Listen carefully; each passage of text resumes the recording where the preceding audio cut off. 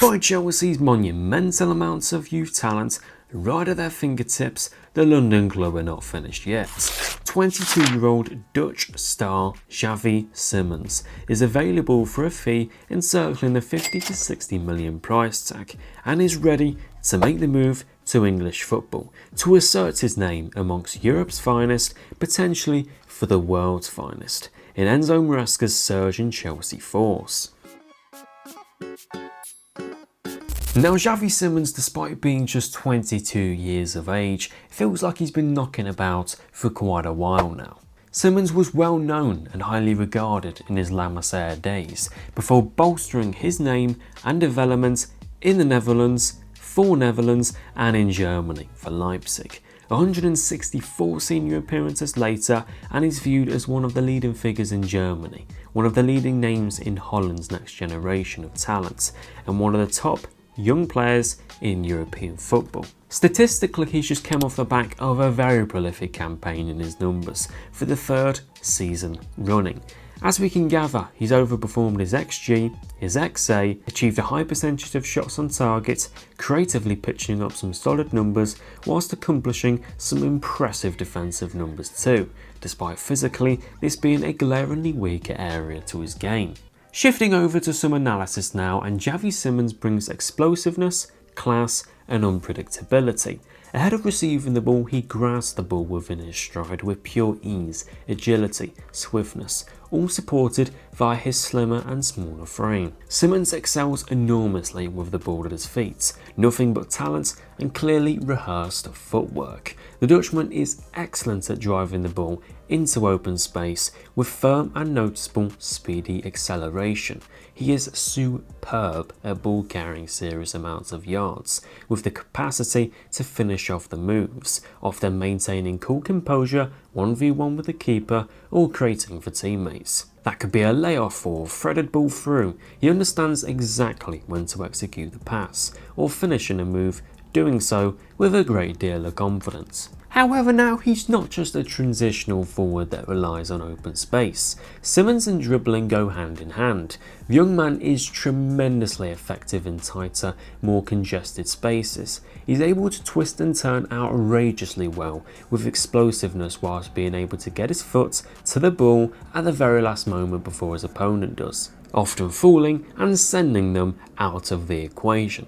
The La Masia graduate manages to avoid any tacklers very well, and when driving he just manages to find pockets of space you don't expect anyone to find, by steering on the inside and the outside of any opponents with his quick and nifty footwork. It's a very persistent yet tricky threat for opponents to handle, and on the eye it's the sort of skill and ability you gravitate towards when watching footballers. Although physically he's weaker, his footwork allows him to match those opponents when numerically outmatched, meaning when the ball hits the ground in the box or when running, he's capable of controlling it, bringing it down and take control of the chaos. Creatively, the Leipzig number 10 is even better than you think. A distinctively sublime passer who commonly executes it with a push on the forefront of his right boot, allowing for his passes to discover the small outskirts of space in between the defenders. When facing lower and tighter defensive blocks, he's pretty capable of pulling off crosses into the box, but in particular stars in combination play and between teammates and shooting on the edge of the box. Simons and his close ball control ensures he can progress the ball in this fashion, but as he is a more inventive, braver, riskier all-round footballer, he tends to waste the ball here at times, but performs his actions with nothing but fluidity on the eye. What else is pretty fluid on the eye can be found in his goal catalogue. That tremendous right foot guides the ball exquisitely into the corners of the goal, delivering real X-factor, individual and match-winning quality to a team. Now is Chelsea that right team to introduce his qualities to elevate his game and that status to the next level? Let's see how he fits in, or if he fits in. So Xavi Simons, as we can see, in all of his wizardry, I think fits in the number 10 spot just here. But I think in order to get this signing through the door, I think you need to get rid of the likes of Carly Chukwuemeka, João Felix, Christopher Nkunku, Raheem Sterling, else Chelsea really will be stockpiling on players essentially that they don't need. I have to say, with the physicality and success rate of Christopher Nkunku, I do worry a slight with Xavi Simons, but I think they are different players with completely different qualities. With Xavi Simons just here, I do think he's a bit of a market opportunity. I think if he wasn't available for the 50 million that's being reported, and he was available for, let's say, 80 to 90 million, then Chelsea wouldn't be sniffing about. But you have to say, 50 million for a boy of his talent is a no-brainer. With Xavi Simons coming in, I think this does suggest that João Pedro will be the striker. Now, whether or not they get rid of Nicholas Jackson, who knows? But João Pedro and Liam Delap as the strikers is pretty good. Liam Delap is somebody that can be used as a bit of a target man, to run into space, to create chaos in the box and box cross, while João Pedro can do a little bit of everything and really link up quite fluently with Xavi Simons and Cole Palmer just here. I don't really like the idea of Cole Palmer being on the right. I think Xavi Simons can be a backup to him, but also coexist with him. But I think with Palmer drifting into the half spaces with Xavi Simons, that would be fantastic. With Xavi Simons and Cole Palmer in the half spaces just here, it creates a lot of X factor, rotations, flexibility. There's a lot to like here. One's right-footed on the left side, left-footed on the right side. There's perfect balance. In order to achieve the 5, I think you need to push the right back up in order to get a runner, because you've got João Pedro here who can attack the space in behind, who can attack the channels, but ultimately wants the ball to his feet. Xavi Simons wants the ball to his feet. Cole Palmer wants the ball to his feet. So I think you've got to have the wide players in Gittins, James or Gusto, and then João Pedro as the runners. Now, Reece James, this isn't predominantly going to be his role. He's not really an overlapping fullback anymore. So Malo Gusto could come into play here with his energy and his bombing down the line. It was traditionally his role in France before he came here. So this is the sort of shape that I expect to see if Xavi Simons was to play with Cole Palmer. I think with this you do have decent flexibility. If João Pedro is not quite working, you're looking for a bit more of a target in the box, somebody to create a bit of danger, then you can throw Liam Delap on. But the three here, in my opinion, will combine fantastically. Xavi Simons brings that X factor, that type of player who will try different things, and of course this will be fluttered out of his game due to the fact that Maresca is very heavy possession based, but it brings that match winning quality. Chelsea can unlock low blocks with these three players here in particular.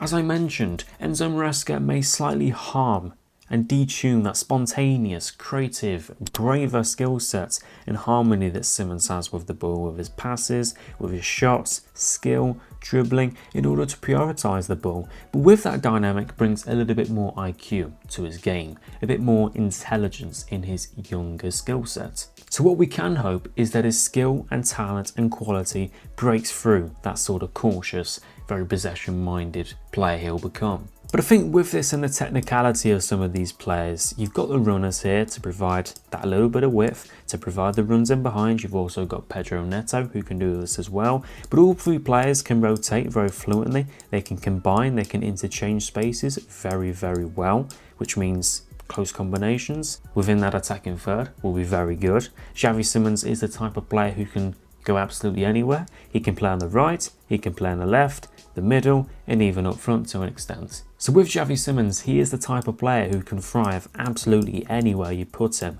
and absolutely anywhere he finds the ball, which is a big helping hand in Chelsea looking to win games and beat those low blocks.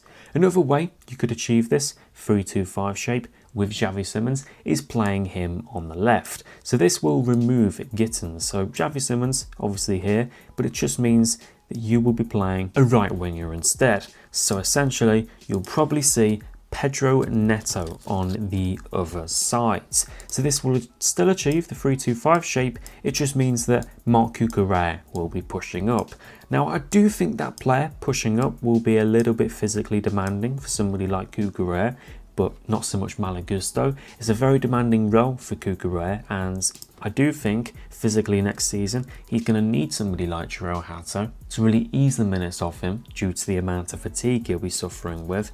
But ultimately, I think this would be really, really effective against low blocks. Chelsea are going to be playing a lot of teams next season. That's the truth. So rotating between Xavi Simons and Cole Palmer, two technically excellent players, is fantastic. My only concern is that Enzo Maresca is going to need runners, because if you play João Pedro, if you play Xavi Simons, Cole Palmer without any runners at all, then it's going to become one-dimensional. The players are going to be running into each other as they try to combine. They all want to move into these similar spaces. So I do think you need that little bit of balance. You can't have so many players who want the ball to their feet. You need players who are going to drive into space, be effective in transition.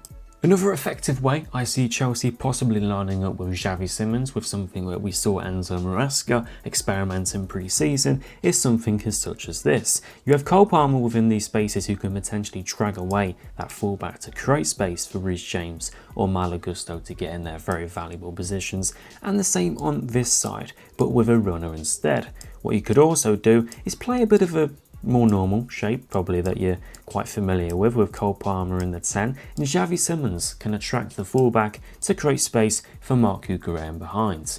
Cucurella, with all of his energy, with all of his burst, could be really effective here. But Xavi Simons, for me, if implemented right, could be a very good signing for Chelsea. Now, I do think it is a bit of a market opportunity and that Chelsea wouldn't be going for him if he wasn't 50 million, but it is a very good market opportunity. You can't deny that. So I would love to see Xavi Simons in the Premier League, and for Chelsea, under Enzo Maresca, I'd like it even more.